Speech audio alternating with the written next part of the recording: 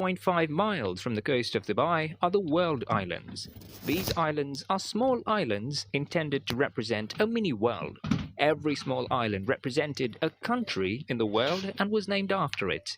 The island was designed to feature several luxurious houses and resorts. The project was announced in 2003, but today, about 20 years after the completion of these islands, they lie empty. What happened here? Before diving deep into the video, remember to subscribe to our channel and click the bell button below for notifications from us. This way, you'll always be notified first whenever we come up with something new. Coming to the islands, in the early 2000s, real estate developers saw an enormous opportunity in creating artificial land off the coast of Dubai. The real estate boom seemed like something that would take Dubai to new heights. The ocean also opened many doors to a bright future of Dubai's economy. Dubai has already started expanding along its coastline. Nakheel Properties, a real estate company owned by the government of Dubai, planned to completely transform the region within just a matter of 20 years. Between 2001 and 2006, a number of plans were announced and the company came up with 3 different island projects that, when viewed from space, should represent the shape of palm trees. The names of the projects were Palm Jumeirah, Palm Jebel Ali, and the largest one of them all, the World, was announced alongside. Low-density housing, high-density complexes, and commercial islands were all planned as part of the project. For the second phase came yet another project, the Universe. This included man-made islands that represent the shape of the Sun, Moon, the planets of the solar system, in fact, even the Milky Way and a faraway galaxy.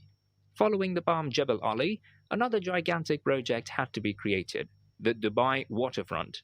These islands should be given the shapes of star and crescent moon, both of which form an important symbol in Islam. The construction project was advertised as the largest man-made development project in the world. With all these projects, most of the coast of Dubai was supposed to be transformed. As we look back into the planning of the project, the amount of creativity is mind-blowing. The major purpose that was to be served by the islands was to turn Dubai into a major tourist spot and creating income sources for the country, given the fact that Dubai has... But the islands were seen as prestige projects that served the larger goal of developing Dubai into a major tourist hotspot and thereby creating new income sources for a place that otherwise heavily relies on oil resources. Now let's take a look at what happened to these ambitious plans.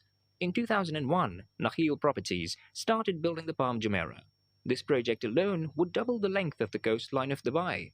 In 2006, the land reclamation was completed and the first apartments were already assigned.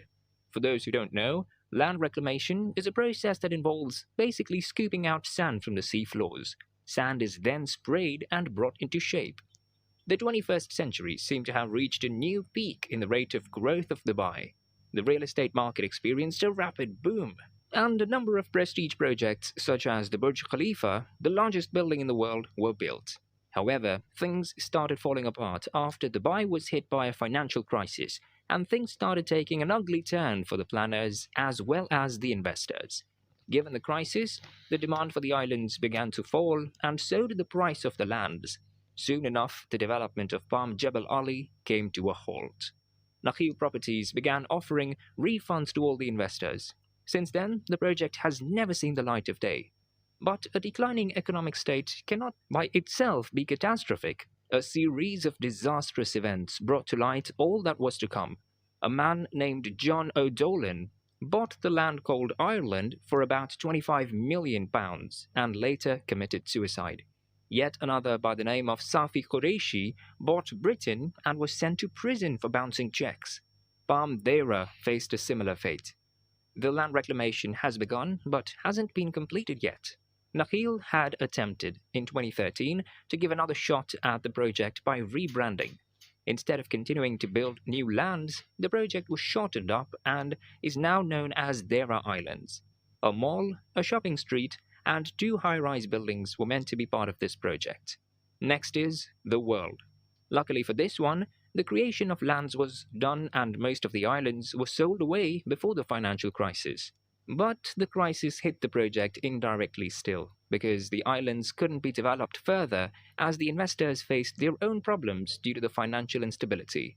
Even though investment was put into projects in Dubai, the world didn't seem to bring in much hope, as there wasn't just enough confidence that the project would yield enough returns.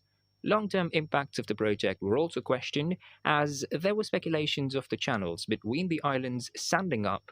Rising sea levels were a huge concern for this project. General issues started sprawling up. Residents at Palm Jumeirah seemed utterly disappointed with the water quality. There were yet many environmental and ecological dangers. The breakwater that was deemed important for the protection of the islands from erosion also disturbed the natural tidal movement. Thus, the seawater started getting stagnant. An originally flat seabed, when gets piled up with an inexplicable amount of sand, inevitably causes an impact on the marine ecology. The islands are composed mostly of sand derived from Dubai's shallow coastal waters. This may lead to destabilization of the coastal soil and eventually lead to an erosion of Dubai's natural coastline. The marine company Penguin Marine had previously warned that the world was sinking back into the sea. According to Penguin Marine, the reason behind this is that the sand used to build the 300 archipelagos is gradually sliding back to the sea. The channels between the islands are filling back in, and if it continues on this way, the entire world will soon be back beneath the surface of the ocean. A strange metaphor for sea level rise, to say the least. A photograph taken from the International Space Station in 2010 was evidence that the waters of the Persian Gulf were actually rising and the islands were starting to disappear. Nakhil, however, disagrees with Penguin Marine, saying, "Our periodical monitoring survey over the past 3 years didn't observe any substantial erosion that requires sand nourishment," a company spokesperson said. Nakhil claims that around 70% of the 300 islands was sold before the islands were reported to be sinking into the sea. They do not, however, dispute the fact that work has stopped, describing it not as dead, but merely in a coma. In spokesperson Graham Lovett's words, "This is a 10-year project which has slowed down," said Graham Lovett, a spokesperson. "This is a project which will be completed." Nakhil denied the allegations made by Penguin Marine and won a trial against them. According to information from NASA, Palm Jumeirah was also sinking at a rate of 5 millimeters per year. According to the conclusions derived from the environmental studies by researcher Bayina Salahuddin, Dubai's beaches lose between 10,000 and 15,000 cubic meters of sand each year. The Palm's construction has seriously jeopardized the natural flow of the wind and has caused the tides to further degrade this rate of erosion. The result is that the sea deposits have moved 40 kilometers over 5 years. There might be a rescue for the sinking islands, though, assuming they are indeed sinking. A company from the Netherlands claims to have a solution. Dutch Docklands, a firm that makes floating islands, wants to help. They recently won a bid to build something called the Floating Proverb, which will be 89 floating islands that, when viewed from the air, will spell an Arab proverb. Even if these consequences have been known for a long time, it is becoming increasingly difficult to market projects that are considered environmentally harmful. Many of the projects promoted in recent years are therefore trying to incorporate environmental compatibility. These islands seem long forgotten and, well, covered in old dust. In addition to this, the cruel living conditions of migrant construction workers and the ruthless behavior of the Crown Prince are topics that are receiving more media coverage and are well overshadowing the almost a generation-old project. Nevertheless, there are yet some development projects on these islands that are bringing new hope and even starting to take shape. Initially, there was only one island that was developed, the villa that served as the show house for the project's promotion. In 2012, the Royal Island Beach Club was opened on Lebanon Island. The club hosts daytime tourists who can reach there by boat. The biggest project, however, was announced in 2014. An Austrian real estate investor has planned to develop a number of projects on the European islands. The project is called The Heart of Europe.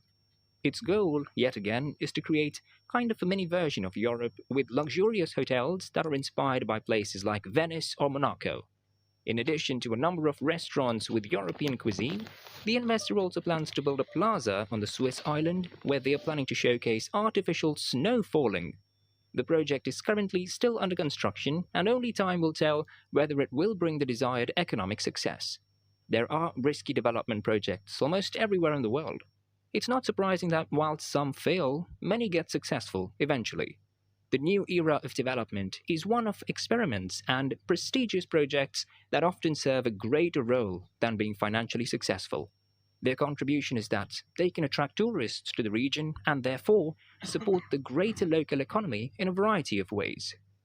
In addition to attracting tourism, such prestige projects also often serve as national pride, or they intend to symbolize the start of a new era, for example, by using new construction methods or by breaking world records. Now, if Dubai is questioned for creating planned landmarks, then the same criticism must certainly be applied elsewhere as well. But still, the question remains how these projects that change the coastal landscape of Dubai will be viewed in retrospect. At a time when Dubai's growth slows down and when the ambitious dream that the city represents stops being built and just has to be lived. Dubai is known for its extravagance. Everything is dreamy and beyond anyone's imagination. One never knows what actually would take place in a city that is so unprecedented in its events. And while the aforementioned projects are on hold, we sincerely hope that the best comes out of it, and we soon see the island seeing the reality that was planned for them. What's your opinion on this? Do you think that these projects were just too much, or do you think that, just like another success story, this has its own share of fallouts? Let us know in the comments below. If you liked the video, don't forget to like, share, and subscribe to our channel. Also, make sure to turn on the bell below.